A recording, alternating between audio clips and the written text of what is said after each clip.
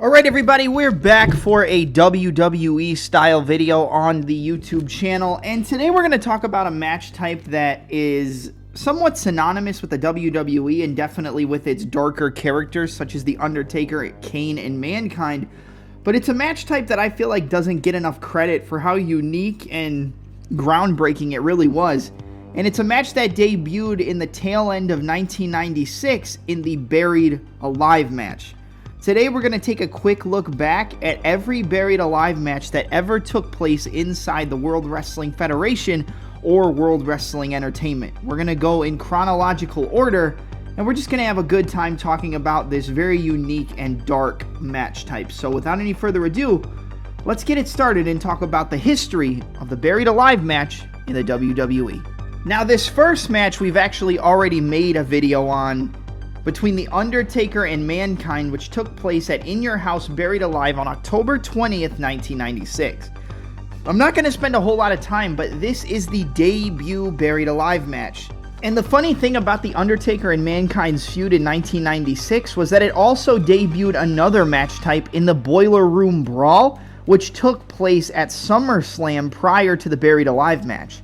But this was the first feud, and I feel like it was a very fitting one as well, with the Demon of Death Valley, the Dead Man, the Undertaker, the Phenom, taking on the deranged Mrs. Foley's baby boy in Mankind. But as you all know, this feud really took place because the Undertaker's henchman in Paul Bearer, his manager, ended up siding with the much darker and more deranged Mankind, at least more mentally deranged, than the Undertaker, and it was really a battle of who was going to win over, the heart of Paul Bearer. Was it going to be The Undertaker or was it going to be Mankind? This would carry over into SummerSlam. Eventually, The Undertaker would win the feud, down the line, but this Buried Alive match was actually won by Mankind after a bunch of other wrestlers from the locker room, such as Goldust, the Executioner Terry Gordy, and a couple other names came out and helped Mankind bury The Undertaker, giving him the victory.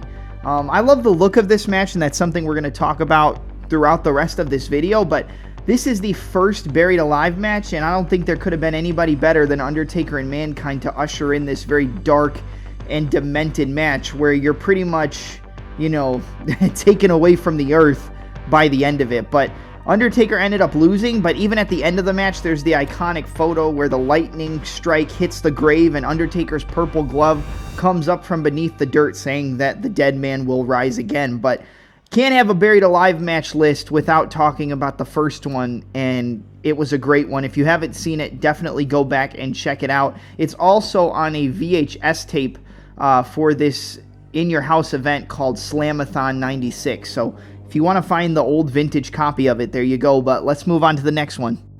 The next match on our list is the Buried Alive match from In Your House Rock Bottom on December 13th, 1998 between Stone Cold Steve Austin and the Phenom in The Undertaker. Again, like I said, Undertaker is going to be a mainstay throughout this entire list, and this was right before the Ministry of Darkness kind of debuted in the World Wrestling Federation. So Undertaker was still his Lord of Darkness gimmick, but there was a lot of things that Undertaker did in the lead up to this match with Stone Cold, because if you remember throughout 1998, it was basically Austin versus McMahon, but McMahon was using the Brothers of Destruction in Kane and The Undertaker to get to Stone Cold Steve Austin. So this was kind of the end of that feud going into 99, where the Ministry would form, and then the Corporate Ministry later on at the end of 99 going into the new millennium.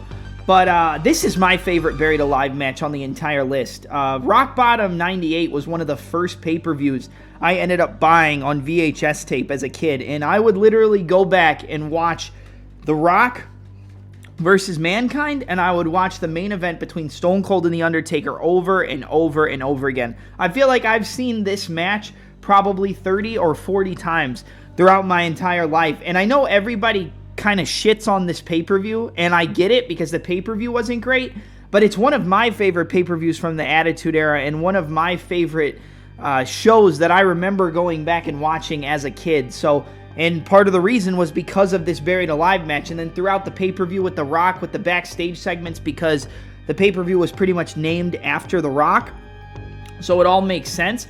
But yeah, I loved this match. I thought it was nitty gritty. It was down to the point. You know, the Stone Cold and the Undertaker kind of beating the crap out of each other, and then Kane showing up and tombstoning the Undertaker, and then having Stone Cold Steve Austin pick him up and hit him with the Stone Cold Stunner, putting the Undertaker into the grave and then using the bulldozer to put all the dirt on top of him, even pouring his good old Steve Weiser on the top of the grave as like a, I guess, a parting gift after he claimed the victory. I love this match. You can hate on the pay-per-view. You can hate on In Your House Rock Bottom. You can hate on this match because I know a lot of people don't love this match either, but it's one of my favorite matches from my childhood and one that I remember the most from the Attitude Era when I was really young growing up. So I love this match, but again, it's up to you if you like it or not. All right, next up on the list is probably the most unique variation of this match that we're going to talk about. It is the first and only ever tag team buried alive match for the World Wrestling Federation Tag Team Championships between the champions in the Rock and Sock Connection in Mick Foley or Mankind and the Rock, taking on the Unholy Alliance in Undertaker. Like we said, he was going to be on this list a lot, and the Big Show Paul White. Now, we made a video on The Undertaker in 1999. We made a video on SmackDown in 1999, really going over this match and explaining everything that you need to know.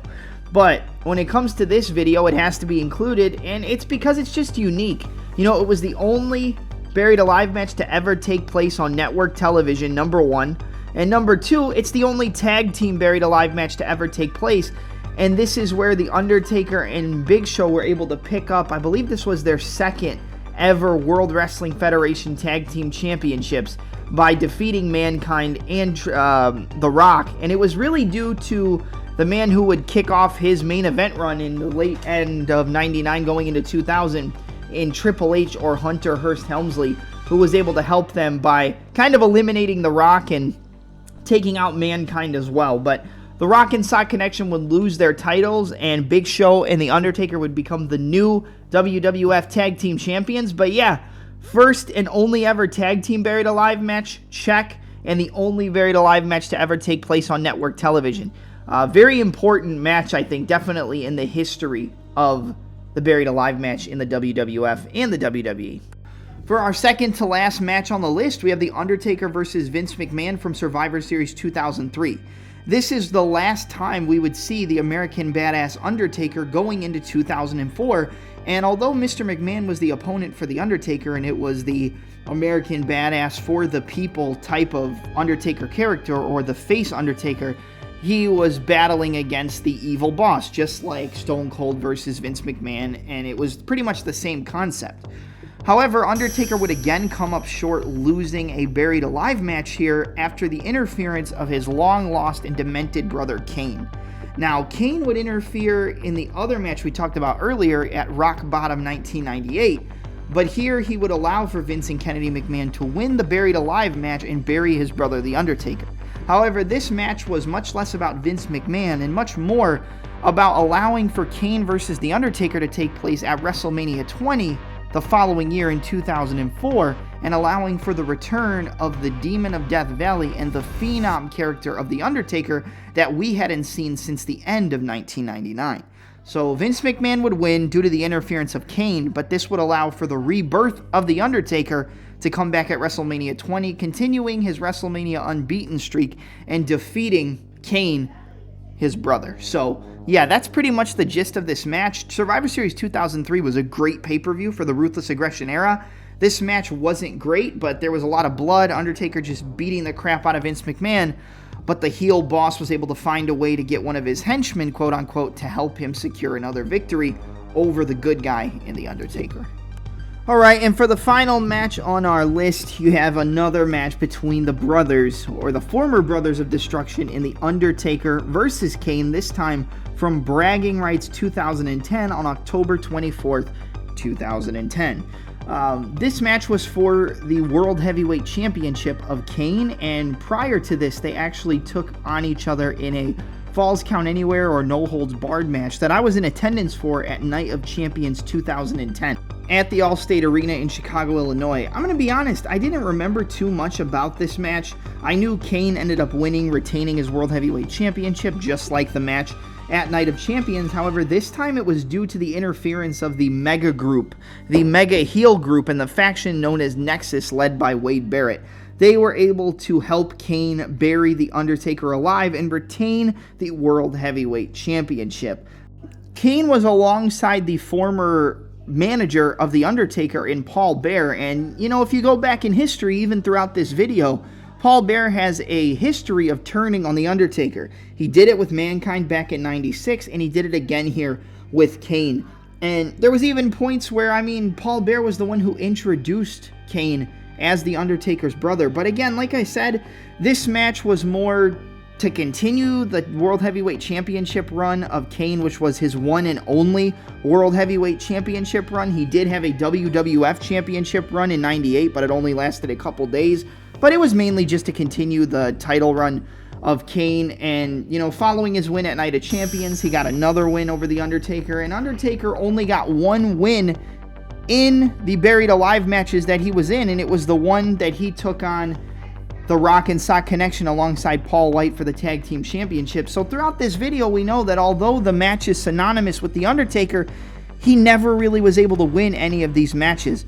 But again, this video was just something I wanted to go back and touch on. It's something that I don't think a lot of people have talked about, and I'll probably make another video on the history of the casket match. Maybe I'll do one on the history of the body bag match, because that was something Undertaker was synonymous with early in his career in the early 90s, around 91, 92. But yeah, I hope you guys enjoyed this video. Like I said, Kane did end up winning this match, retaining his World Heavyweight Championship with the interference of the heel group known as Nexus, full of the NXT rookies.